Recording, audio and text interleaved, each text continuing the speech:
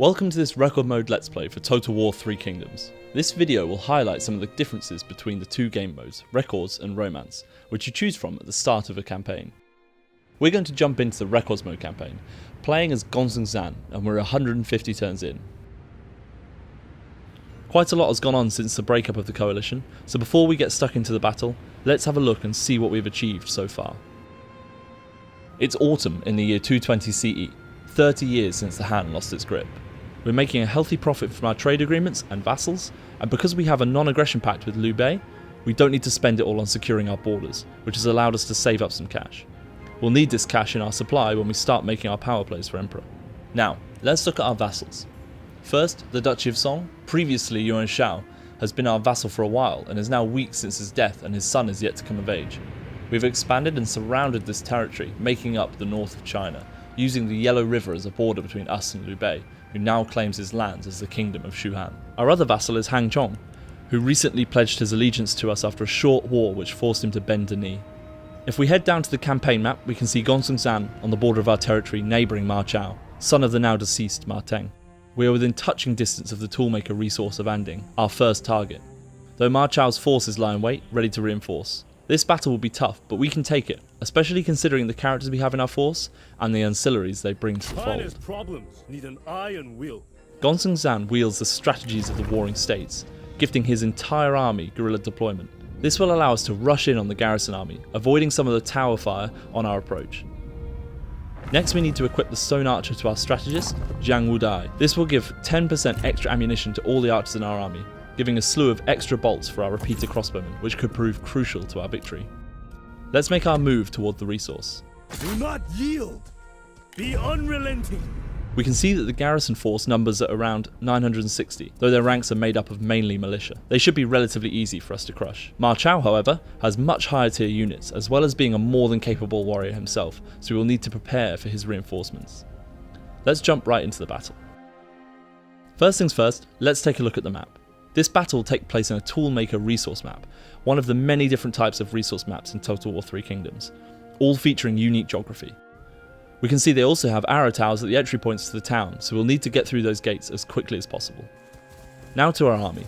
We have a well balanced force here with 2 units of axe bands providing good flanking ability and 4 Jian sword guards, who will act as our front line for Zhao Yun's retinue.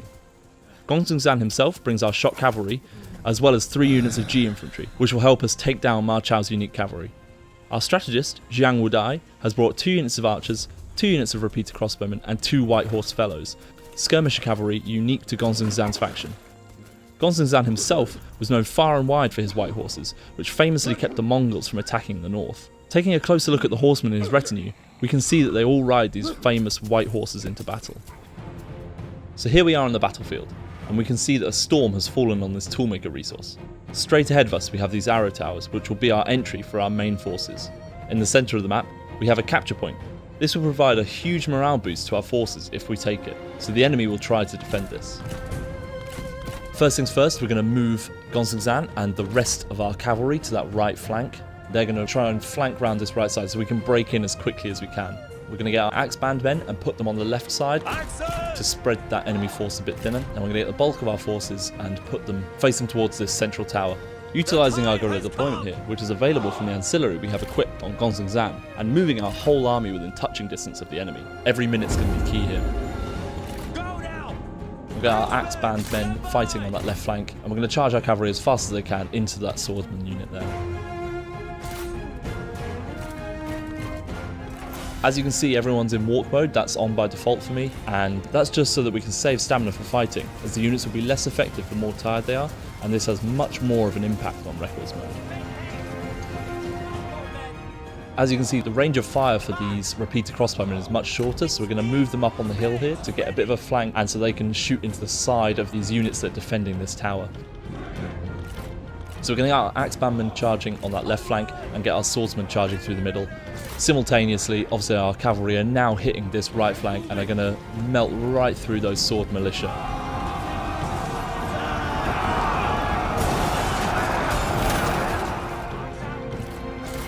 Most of the units in this garrison are militia, so they're not going to be too difficult for our cavalry to deal with, as they are heavy cavalry. Will you stun them with your handsome looks? Will you dumbfound them with your razor wit? And obviously our axemen are now making a charge, as our swordsmen have in the middle. And these guys are really going to have it in for them because they are outnumbered. Really what they're doing is just trying to distract the enemy. Obviously with our shorter range of fire, we've got our repeater crossbowmen on the right flank, and we're actually going to stop our heavy crossbowmen from fighting as they have a longer range. That will be much more useful later in the battle. So our cavalry have managed to defeat the 2 units of swordsmen and just have 1 unit of saber cavalry, which are going to be really easy for them to kill. So we're going to get our main bulk of cavalry on the right side, and we're actually going to get our White Horse fellows, who are really good in melee, to attack on this left-hand side. Obviously they're unique to Gonzan, so we're going to utilise them in every way we can. Gonzan going in, wiping out that saber cavalry nice and quickly. As we mentioned, speed is going to be key for victory here. To battle! Come on! Surely you can do better! I dearly hope your blade is sharper than your wit. Attend!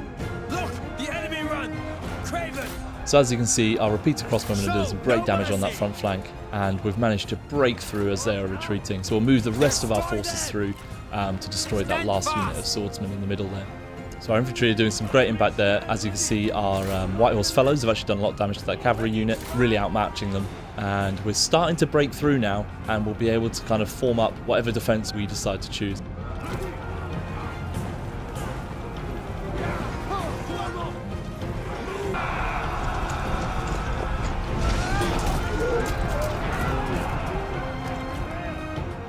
We're going to start Gonzan moving down towards this melee fight, just in case we don't break through.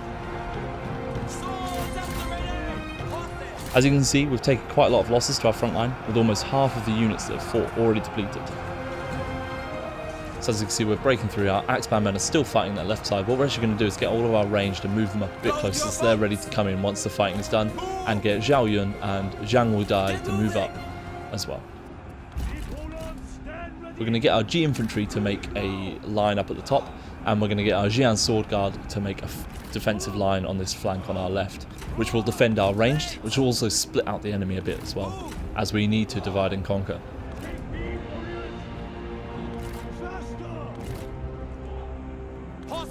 We're going to move our ranged units into the settlement now, so they can begin firing and line up our men on this left side. Get moving! March, warriors! Let's get our archers moving into the settlement to join the rest of our units, who are now lining up and taking their defensive positions, ensuring we have secure flanks. Swords! Swords drawn! Attend, swordsmen! Blades prepare! Swords sharpened! Gonzan and the rest of our cavalry are walking to the back of our defence here, ensuring they regain some energy. Being in walk mode doesn't recover as quickly as standing still, but will improve it slightly. Now what we're going to do actually here is get our White Horse fellows and move them up round and try and get a flank on the infantry that are coming in with Ma Chao's army. We are also going to put our G infantry into spear wall formation and our Jian sword guard into shield wall formation. This enemy swordsman unit you can see here is a currently known bug. All of the exits around them are blocked, so they can't work out where to run. We have notified Dev of this bug, so let's just put them out of their misery here.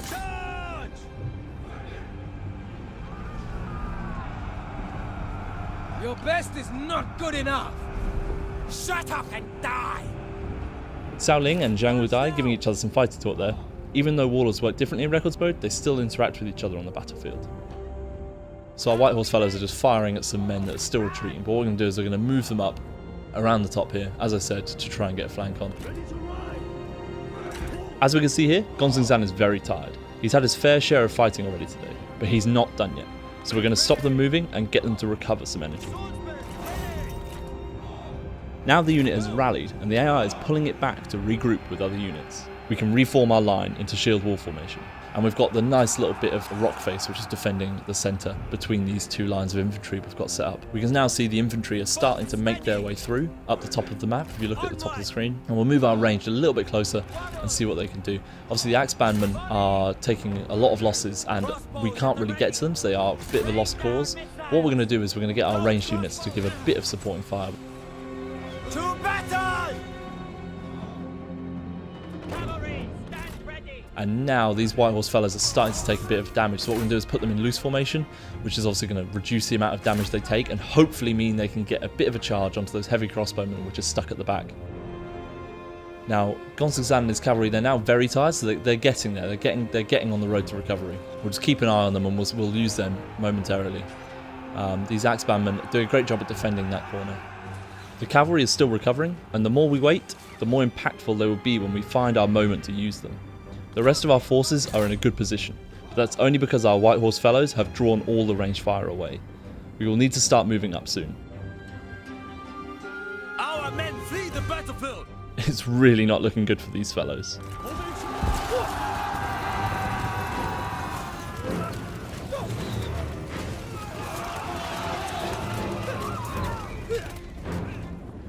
What we can see is the beginning of a divide between the enemy infantry and their superior ranged units, as they are distracted by our White Horse fellows on that flank. So what we're going to do is move our G infantry up to create a safe pathway for the rest of our cavalry to move around and flank their units. The G infantry will prevent any of their infantry from blocking our move here, and we will put them into spear wall formation too, to make them stronger. Our White Horse fellows have managed to do a tiny bit of damage there, but overall their biggest player in this battle has been distracting Ma Chao's ranged units. Our men flee the battlefield.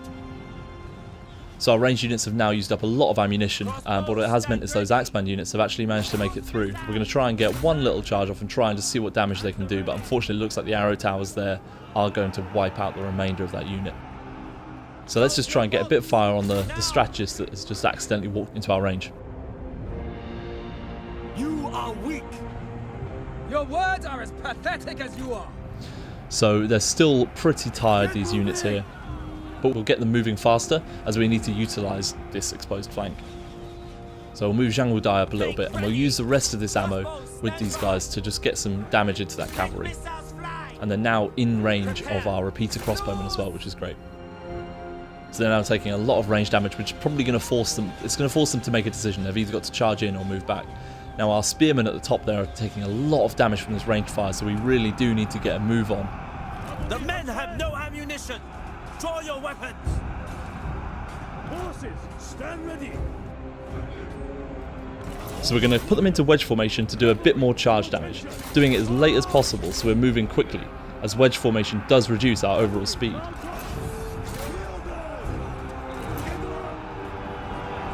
Do you wear red to hide the bleeding?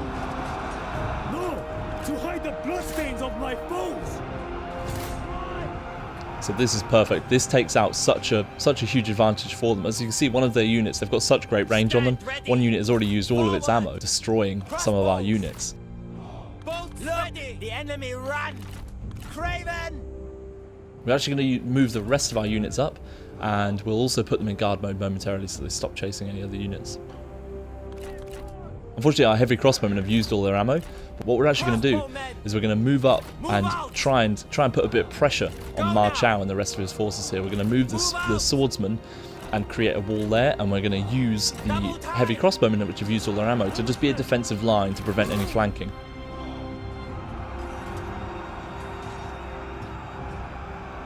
And we're actually going to take a look and see who's got the most energy here. So I think it's, Gonzagzan and Zhao Yun, and let our other guys rest and just regain some stamina before we go in for more charges, because if not, they're just not going to be as effective in battle. While these two just mop up that. They're again, heavy cavalry, so should be fine on these heavy crossbowmen. It is fun to watch you improve! Focus your efforts on the enemy, perhaps. The time has come. Take heed, warriors! Hold Our steady! Men are running! The spineless cowards!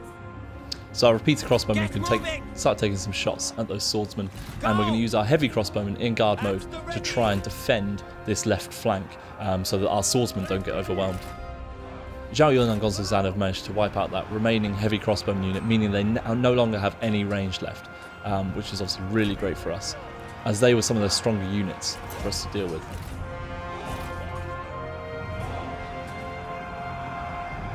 Unfortunately, our raider cavalry can go out of control and have done here. You are too pathetic to survive.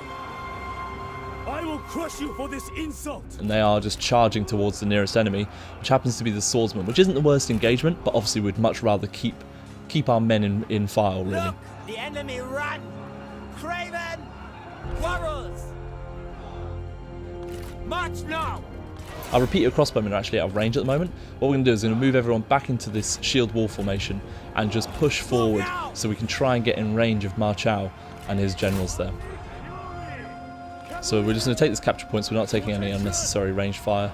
And our cavalry that rampage has actually come back, so we're going to move them back up with the rest of the cavalry. So we've defeated that last unit of spearmen for them. So what we're going to do is we're going to grab these guys and we're going to move them forward and just create a nice line to, again, divide and conquer and block them up. So let's take a look at the lay of the land. We've got a lot of fighting up at the top, but we still have very secure flanks, which is great for us, and we're starting to box them towards where they wanted to go initially and use that to our advantage. Just like that. We're just going to move our cavalry out of there so we can fight as a group rather than alone. Prepare! Crossbows, attend! So our repeater crossbowmen managed to just get a few volleys off there, but won't do too much damage. Now what we're going to do, this swordsman unit has quickly exposed itself. We're going to see if we can do some damage to it, see if we can kill it just before these spearmen get here. They're going to need a bit of help from the rest of the cavalry to try and get through as quick as we can before this bunch of spearmen manage to make it up to us. Just trying to divide and conquer these groups, really, because we're overwhelmed by the enemy forces, so we can't really win if they're all bunched up together. We're just trying to divide and conquer these groups. We're heavily outnumbered in this battle, so splitting them out, we improve our chances of winning. The enemy unit flees! What cowards! And obviously the spearmen are trying to chase our cavalry, which we don't want. Hopefully we can get them out just in time. We hung on for maybe a little bit too long there trying to get rid of that swordsman unit, but at least they did rout, which takes another one out. And this does, again, we've boxed them in and we've divided these swordsmen on the left and this cavalry from their spearmen. Ma Chao has now had to make the decision to move in, so obviously we've got our swordsman, he's riding into the swordsmen, which do have a charge resistance buff because they're in that shield wall formation, but obviously that's not going to be a battle they'll be able to withstand for too long. So now we're just going to line our spearmen up here, because what we want to do is create a rear flank for our cavalry to charge into, so we're going to try and get all their spearmen to engage on us here. You are pitiful! Do not waste your breath. You will need it. Which means we can get a great rear charge off with our cavalry and hopefully rout the rest of these units, meaning we can focus on the rest of the battle that's going on in the centre. We're going to get our cavalry to flank rout back here because they actually might need to go support these sword units quicker than we think. So let's get our range guys, make sure they're firing here. It's tempting to move those swordsmen round, but what we're going to do is to protect our flank, keep ourselves secure, and make sure we don't make any silly mistakes.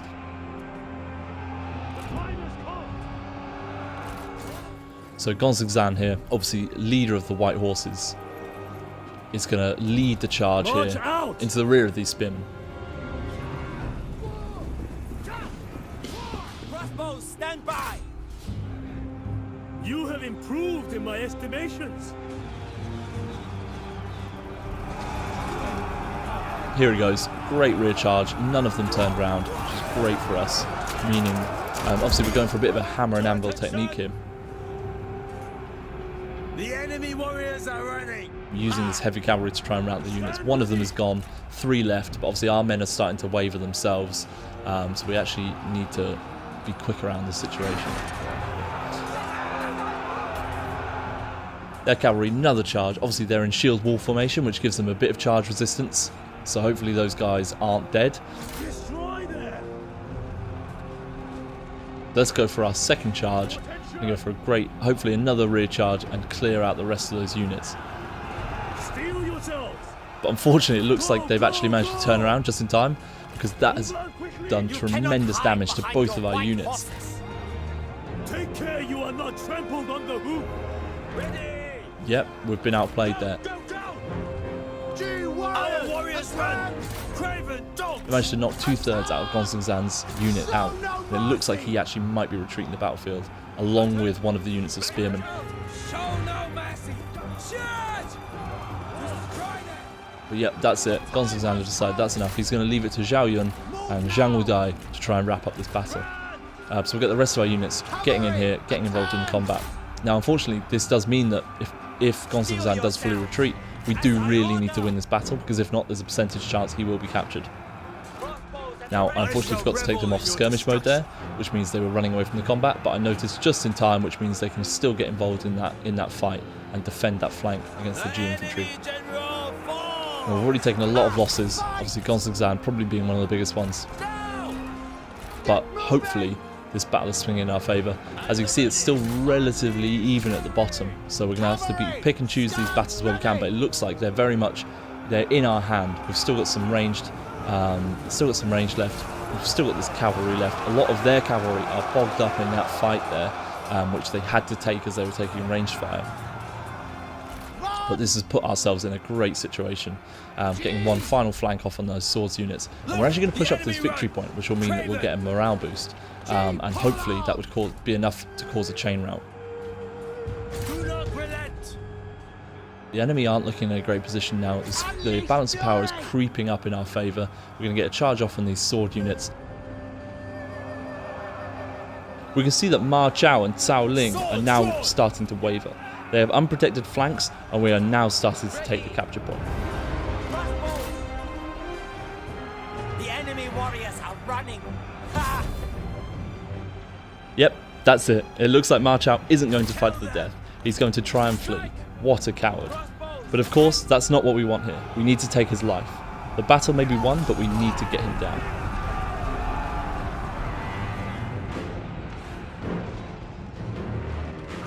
Zhao Yun has managed to chase him down with the remainder of his bodyguard and deal that final killing blow to Ma Chao. We can see here he's taking pride in this kill, which is going to help our faction rise to power. We can see piles of dead bodies and abandoned flags scattered across the battlefield. We've lost a lot of men today, but this victory was a worthwhile one.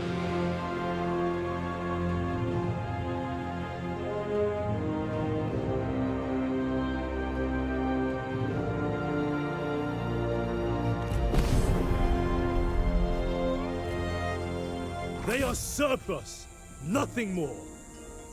Here we have the post-battle screen, and we can see the losses we took. It was a Pyrrhic victory, but a worthy one, as it starts our power plays to becoming emperor.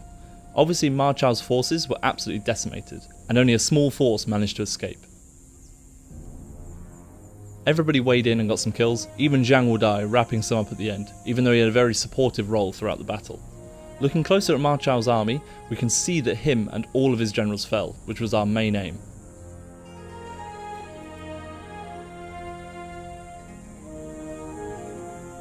We're going to occupy this territory, and that will be it for this record modes Let's Play. It shows potential. And wisdom will follow. Thanks for joining us, and of course Total War 3 Kingdoms is coming out on May 23rd, so keep an eye out on upcoming content on our social media.